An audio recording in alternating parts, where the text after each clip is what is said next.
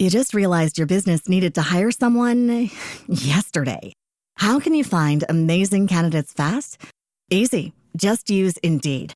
Stop struggling to get your job post seen on other job sites. With Indeed sponsored jobs, your post jumps to the top of the page for your relevant candidates, so you can reach the people you want faster. According to Indeed data, sponsored jobs posted directly on Indeed have 45% more applications than non-sponsored jobs. Don't wait any longer. Speed up your hiring right now with Indeed. And listeners of this show will get a $75 sponsored job credit to get your jobs more visibility at Indeed.com/ARTS. Just go to Indeed.com/ARTS right now and support our show by saying you heard about Indeed on this podcast. Terms and conditions apply. Hiring? Indeed is all you need. Time now for Rocky Jordan.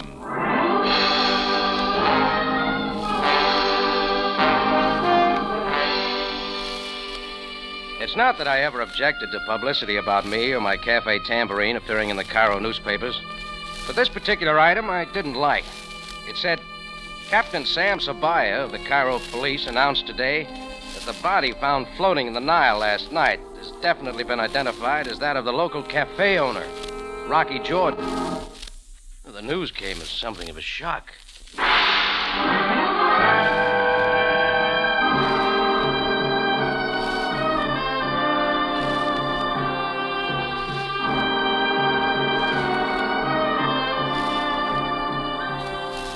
Again, we bring you a story of adventure with a man named Rocky Jordan, proprietor of the Cafe Tambourine, which stands in a narrow street off Cairo's native quarter within sight of the Mosque Sultan Hassan. The Cafe Tambourine, crowded with forgotten men from the world's waterfronts, alive with the babble of many languages. Now, Rocky Jordan, and tonight's story, The Man in the Morgue.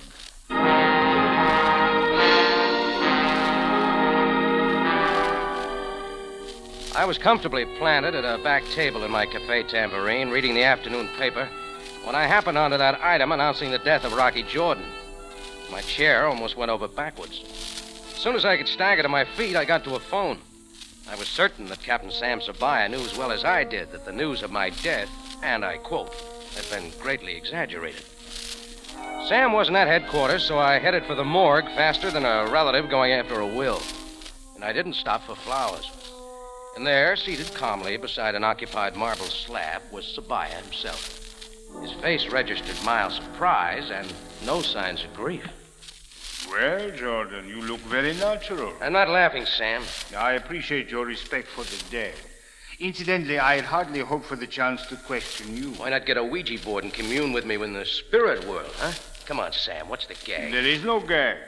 Your body was found floating in the Nile River. The coroner reports death by persons unknown. You were murdered, Jordan. Okay, so I've been murdered. There's only one slight catch in your theory, Sam. I never felt better. One moment, Jordan. Take a look at these. What about them? An American passport, a birth certificate, both wet. Made out for Rocky Jordan. Yeah? Well, what have you to say about this? Plenty. They're my papers, and they belong in the American consulate. And unless you get a search warrant, Calm yourself, Jordan. I did not take your papers from the American consulate. They were on the man found in the Nile River last night. Now, are you convinced that you are dead? All right, so he stole my papers and was murdered. That still doesn't explain how you decided it was me. You will see for yourself, Jordan. Oh, let's stop this routine, Sam. Now, perhaps you understand. Begin to see what you mean. About my build, height, weight, same color hair. And Jordan, observe that the face is no longer recognizable. So that just wraps it all up, huh, Sam? Now you see why this man is Rocky Jordan. Okay, so I'm dead and murdered.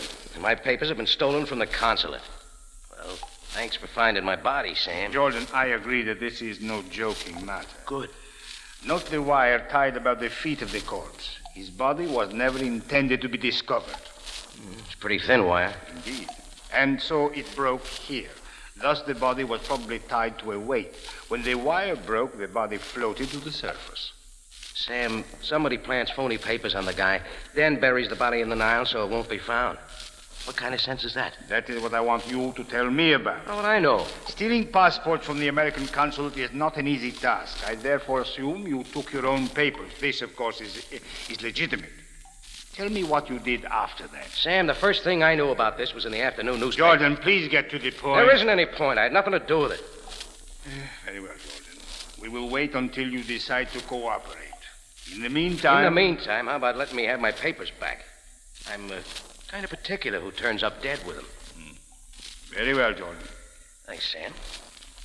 See you later. Jordan, on your way out, please do something for me. Yes, Sam? Stop by the florist and cancel the wreath I ordered for your funeral.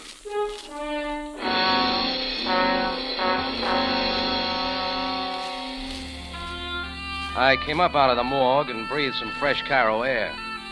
The American consulate was within walking distance, and there was a matter of missing papers that needed explaining. When I reached the consulate, it was locked tighter than a saloon on election day.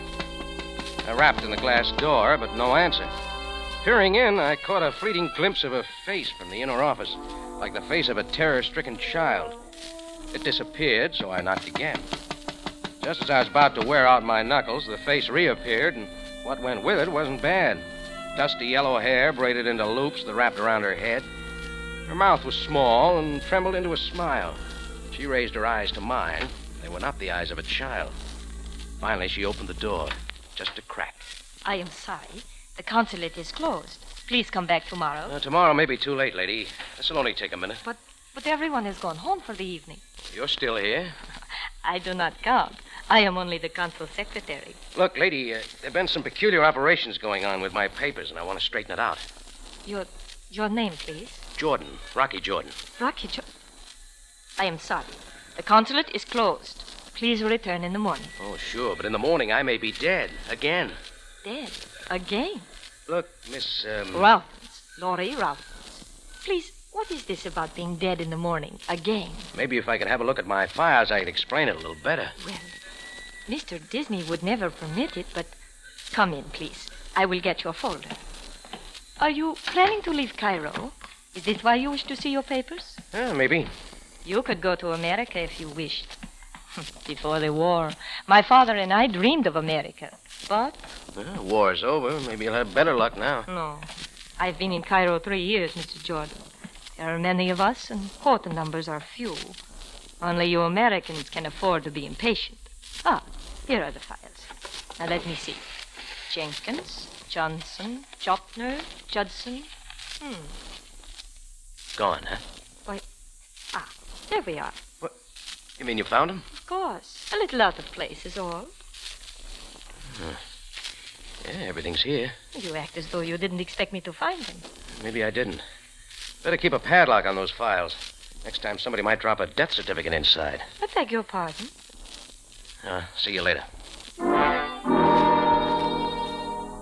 I left the consulate twice as confused as when I went in. That made 2 sets of passport papers. One in the consulate, one found on the body of the man floating in the Nile. Both identical and in my name. I was halfway down the steps when I saw a tall Atlas-type guy in a pink robe that hung to his ankles turn and drift around the corner. I walked the other way, but about halfway down the block, I stopped to think.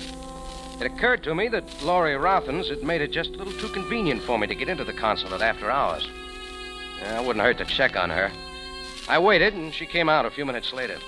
I shadowed her down the Sharia Kamal and finally saw her stop in front of a faded 5-story sandstone building that passed itself off as the Hotel Lydia. It catered to the uprooted of the world at 25 piastres a day. It was filled with people waiting for a quota number or people just waiting. Laurie glanced back, and I dodged into the alley, and then he caught me. It was an arm that reached out first, followed by the tall Atlas-type guy in the pink nightshirt. His big hands reached for my throat. You! Now I kill! Max, slow down.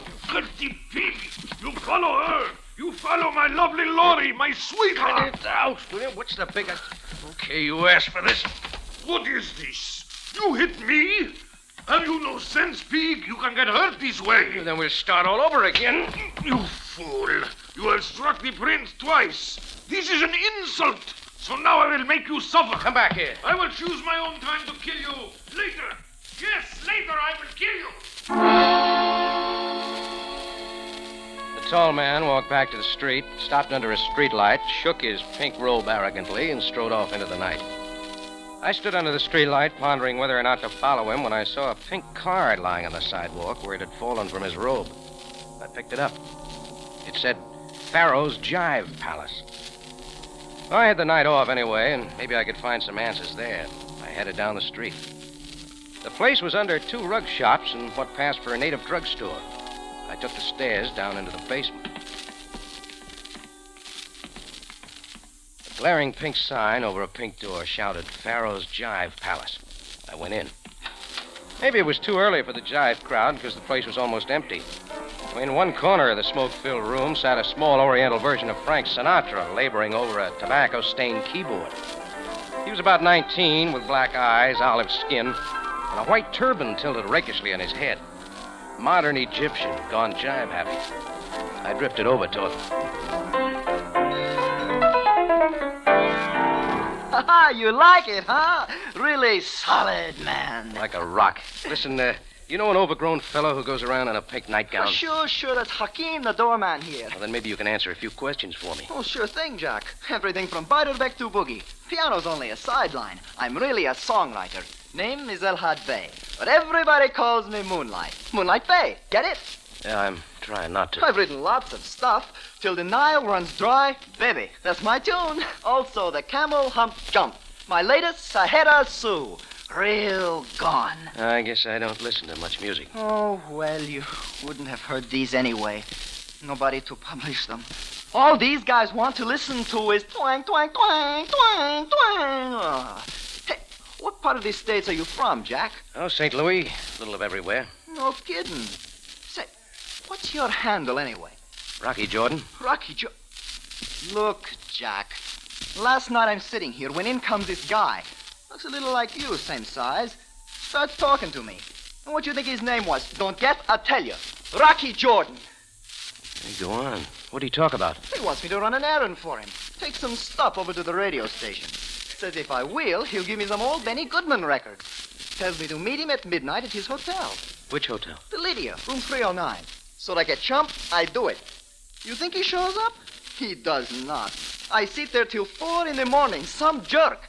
I hope he drops dead. Room 309, huh? That all? He tell you anything else? No. Well, thanks for the info, Moonlight. I'll be running along. Oh, hey, stick around. The band's coming in. Don't you want to hear them? Sure, but not now. If you meet any more Rocky Jordans, let me know, will you? Oh, drop by the Cafe Tambourine sometime. I'll donate a record. Helen Morgan, St. Louis Blues.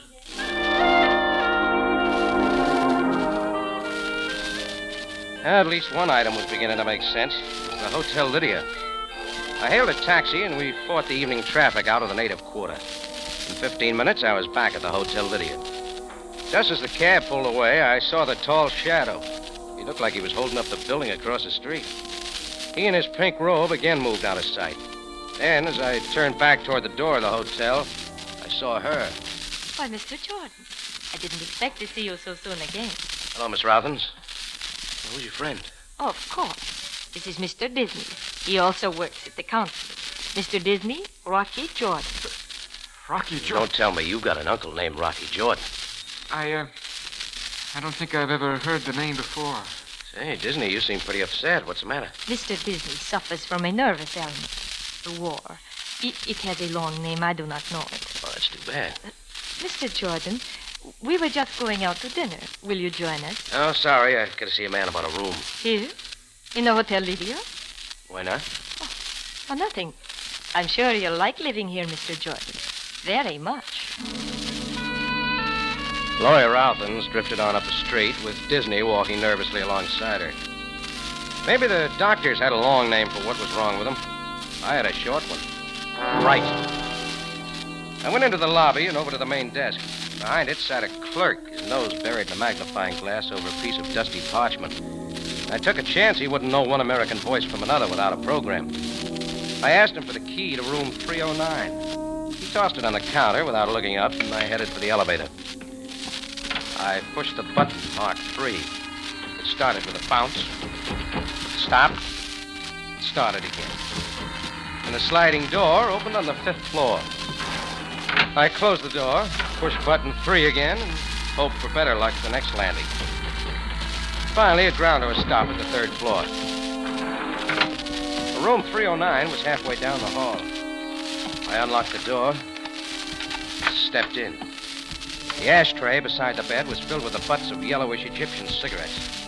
On a table in the corner of the room sat an American phonograph recorder gadget. And on a chair next to it was a small suitcase affair. I opened it and saw it was more recording equipment, only this was a portable outfit.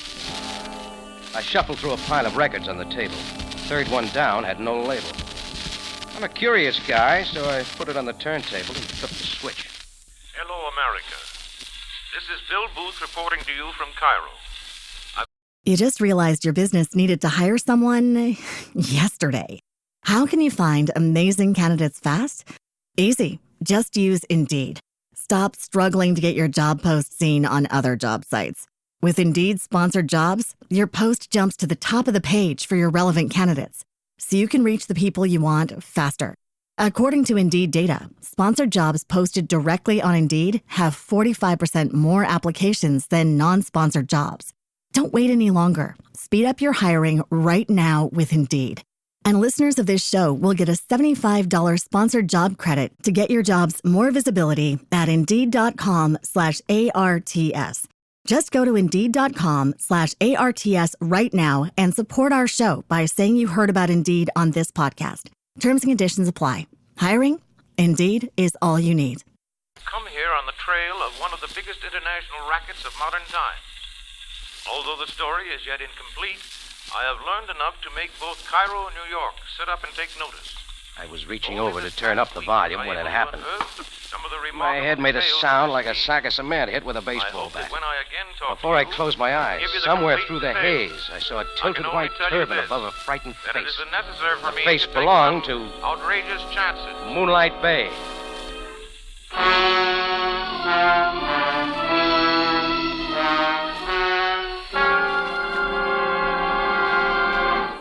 Rocky Jordan returns in just a moment. This coming Thursday is Thanksgiving. Be certain that for you and yours it will be a day of real Thanksgiving and not one of sorrow due to careless driving. Take it easy. Drive carefully. Obey traffic signals and regulations. It may take a minute or so longer, but you'll be there to enjoy the turkey and the trimmings. Now, back to Rocky Jordan and tonight's story, The Man in the Morgue.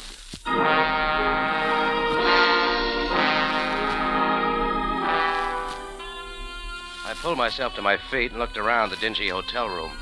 I sat down on the bed to think. It all started with a corpse with my passport, then a girl secretary and the consulate with a perfect set of duplicates. From then on, everybody began to react to Rocky Jordan like poison. A tall man in a pink robe, a jive-crazy songwriter named Moonlight Bay, a nervous consulate official named Tom Disney, and finally a reporter named Bill Booth, whose voice I'd been listening to on a record. I wondered how Moonlight Bay and the man in the pink robe fitted into the picture. Then I got an idea and headed for the door. Oh! Why, Mr. Jordan. Laurie Rothens, I thought you and Disney were going to dinner. Why, yes. I forgot my purse. My room is right next door. Oh, but you have been hurt. Have I? Mr. Jordan, could I talk to you privately? Yeah, go ahead. I'm listening, lady. Come into my room.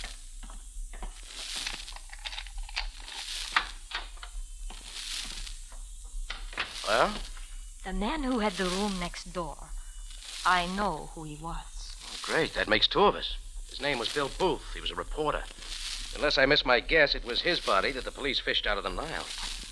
But how do you know these things? I try to keep my ears open most of the time. I know why Bill Booth was killed. Because he was too good a reporter, is that right? Yes. You see, Mr. Booth came here to expose a powerful ring who have been smuggling aliens into the United States at a very high price. The scheme was almost perfect, for the immigration officials had never discovered it. Simple trick with duplicate papers, maybe. Yes. Excellent copies were obtained from the original papers belonging to Americans in Cairo, who had no reason to need their own passports. So the aliens traveled as citizens. Tell me, where do you fit into this? When the American consulate learned of Mr. Booth's discovery, they asked me to assist him in every way.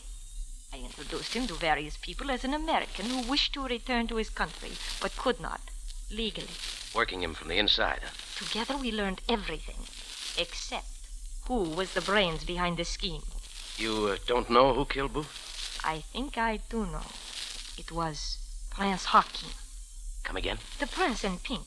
That's what he calls himself. Of course, he is not a real prince, only the doorman at Pharaoh's Jive Palace. You seem to know a lot, sister. Mr. Jordan, Tom Disney is my husband. He is a sick man. He tried to work with Mr. Booth and I, but he could not. We had established the headquarters of this gang as the Jive Palace. Tom was to go there, but... It was too much for him, huh?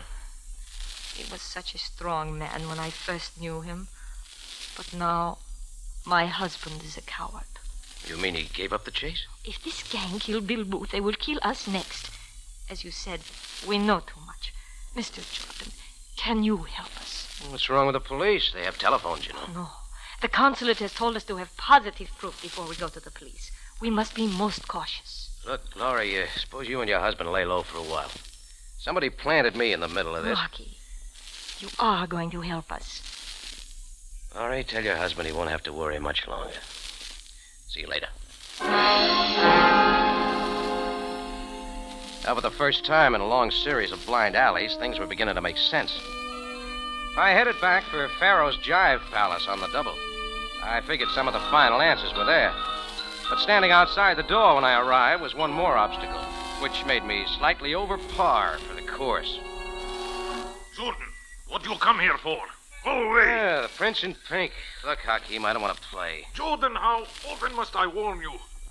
Well, I suppose I have to kill you now. Oh, why don't you come off it, Hakim? I got some questions I think you can answer. Second-grade stuff. Jordan, now you insult my intelligence. This is too much. I know like Get you. your paws off my collar, Hakim. Ha! Maybe you hit me again? It might take me all night to carve you down to my size, but I'm in a hurry. Listen, about Laurie Routhen. I warn you to stay away from my love. I am upset now. You go. Go! The Prince in Pink towered before the pink door under the pink sign. My fist was already sore from hitting him the first 2 times, so I took another tack. I walked around the building and up the back alley. There was a small window that sent a shaft of light out into the darkness. It was open. I didn't wait around for an invitation. I let myself down through it and landed on a plush couch. The room wasn't as well lit as I thought, but over in the corner I saw one of the things I was looking for. His white turban was pushed back off his face and his eyes lolled toward the ceiling. He was listening to a piano that sent notes all over the room. The man in the turban was my ex-friend, Moonlight Bay. Hello, friend. Beat it, Jack. Oh, Rocky. Rocky Jordan. Moonlight, you and I have some things to chat about, and I don't mean Vic Spiderbeck. Now take it easy, Rocky boy. Wait till my man finishes his lick. Well, this is shortwave right from the States. He sends me. No more licks. Especially like that one you gave me across the head. I didn't mean to do it. Honest, Rock. It's like this. When I read this other Rocky Jordan was dead, I remember. He's promised me those Goodman records. I just couldn't see them get shipped back to the States, so So you broke into his hotel room? Sure. Then you came in. I hid in the closet. I got scared. I was afraid you'd find me. So you slip up behind me and let me have it? Listen, Rock, don't turn me into the cops. Give me a break, huh? That depends on you, kid. Anything you say, Mr. Jordan. First, tell me about that character outside. The one who calls himself a Prince in Pink. Oh, him? Oh, the big dope. He's okay. Or at least he was, till he met that dame. What dame? I don't know her name. She used to come in here all the time. Looks like a kid. Blonde hair, done up in braids. Gee, she's got the prince jumping through hoops. Look, Rock, you mind if I turn the radio back on? I gotta get back with the band in a minute. I want to hear this boy. So ends an interlude of Oh, piano my music man which is replaced the through usual playing. broadcast Shut of up. Bill Booth and his up-to-the-minute news analysis. We repeat, our studio in Cairo informs us that the wire recording of tonight's broadcast has not been received. Mr. Booth is engaged in extensive research in the Middle East. Until tomorrow night, this is the Moonlight started dialing for boogie music, and I went out the way I came in. It took me 10 minutes to reach the Cairo morgue and another 5 minutes to talk the sergeant into letting me into the place. I got to the corpse of Bill Booth, but the autopsy boys beat me to it. What I was looking for was no longer there. Then I got another bright idea. It was a long shot, but the kind you bet on in spite of the odds. Booth's clothing was neatly piled on a little table by the sink. Sure enough, there it was, under a corner of the water-soaked coat, neatly wound and marked Exhibit D. The long shot paid off on the nose. It was a coil of thin wire, a wire that had been wrapped around Bill Booth's ankle. It looked strong enough to tie a man with and bury his body in the Nile, but it wasn't. It was shiny and brittle, the kind of stuff you'd use only if you were in a hurry. Maybe it wasn't very strong for some purposes, but it might be strong enough to hang a man.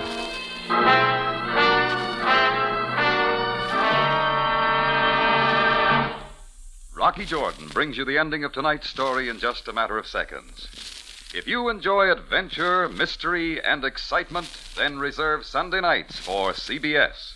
For not only will you hear Rocky Jordan at this same time, but you will enjoy Dashiell Hammett's famous detective Sam Spade and the Whistler. But it's time now for Rocky Jordan with the ending of tonight's story.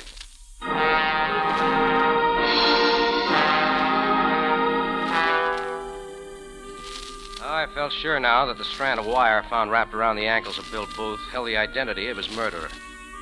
I grabbed a taxi and headed for the Hotel Lydia. When we pulled up in front of the battered building, I didn't wait for my change. The key to room 309 was still in my pocket.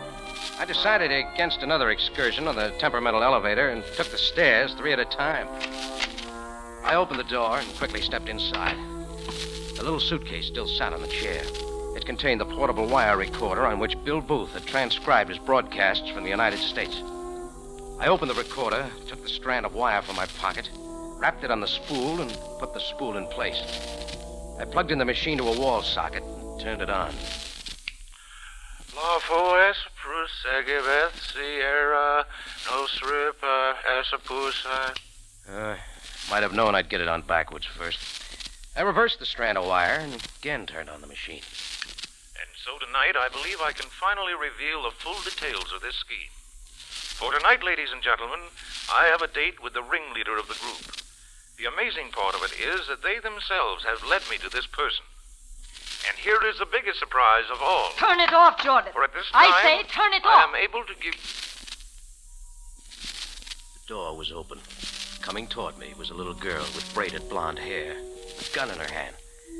Just behind Laurie Routhen stood her husband, Tom Disney. I realize this is very dramatic of me, Jordan. But give me the wire. Sure. Doesn't matter. There was nothing on it I didn't already know. Booth had to be eliminated. Laura, you're telling too much. Maybe he doesn't know. Too late for that, Disney. My story's as pat as a full house. We're holding 4 aces, Jordan. The deuces aren't wild, lady. Booth had all the answers to the slickest little immigration racket in the Middle East. So you killed him. One mistake, Jordan. I did not kill Bill Booth. My stupid husband did it. But you made me. Your own stupid jealousy made you, and you bungled the job at that. But how was I to know he was the one with Jordan's papers? It was your job to know. And only a blundering idiot would have used the wire Look, the family quarrel is very touching. One point I missed. How does Hakeem fit into this? Another one of her boyfriends. She wrapped them about her fingers like twine. Sometimes strong men come in handy. Let's get down to business. We will make sure, Jordan, that your body will not be found. I'm following in Booth's footsteps. Immediately. The Nile will swallow any traces of Rocky Jordan. I never argue with a lady with a gun. She directed me down the hall to the ancient elevator. Her husband, Tom Disney, fluttered nervously behind us. The door slid open and we stepped inside. She nodded to me and I punched the button marked basement. It almost jerked out from under our feet, but the gun in Laurie Routhen's hands didn't waver. Then things began to happen like I hoped they would. The elevator bounced twice, settled, bounced once more, and came to a stop. The door slid open. The temperamental elevator had done it again. We had landed in the lobby. And there, framing the doorway, stood Hakeem, the prince in pink. But what made the picture complete, standing slightly behind him, flanked by 2 of his men, was Captain Sam Sabaya, Cairo Police. Jordan!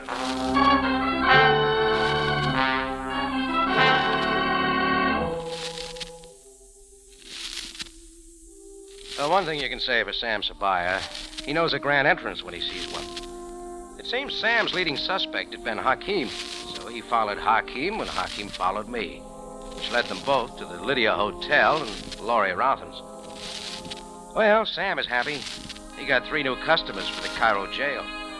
Moonlight Bay is happy. He came by my cafe the next day and collected his record of St. Louis blues. For an hour, he converted the Cafe Tambourine into a bedlam of jive. Now I'm happy, because he's gone. Real gone.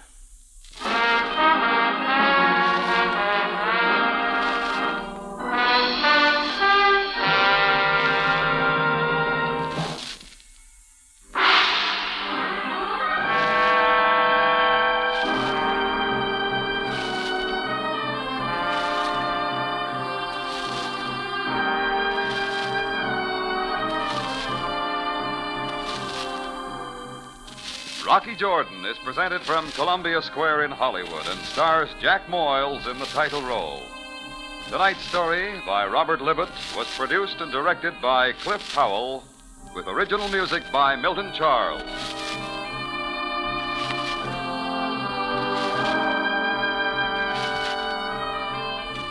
This is CBS, the Columbia Broadcasting System.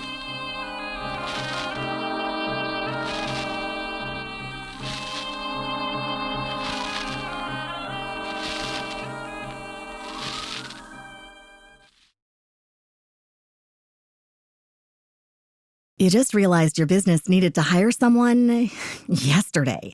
How can you find amazing candidates fast? Easy. Just use Indeed.